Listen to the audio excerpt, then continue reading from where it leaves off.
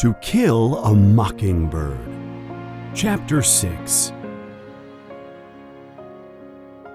It is the end of summer. Dill is leaving soon, but the kids want one last adventure. They plan to peek into the Radley house. They are going to see Boo once and for all. It's night. They sneak out.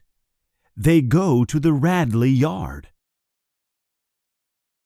They climb onto the porch. Jim looks into the window. Nothing. Then they see a shadow. It's a man. The man is looking at them. The kids get scared. They run away. They run away fast. The children have to crawl under a fence to escape. It is a barbed wire fence.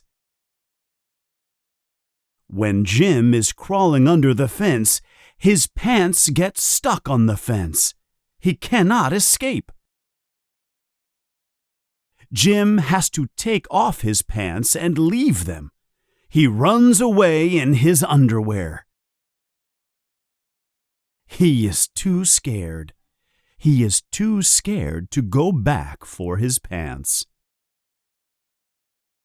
They all run home. Back home, they feel safe. But Jim is worried. His pants are still at the Radleys. He doesn't want to get in trouble. He decides to go back. "You can't.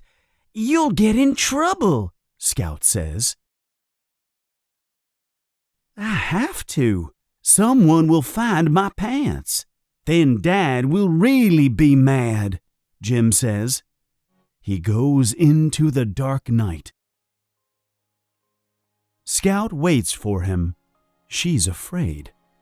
Then he comes back home. He has his pants. Scout can sleep now. "Thank goodness," she says to herself.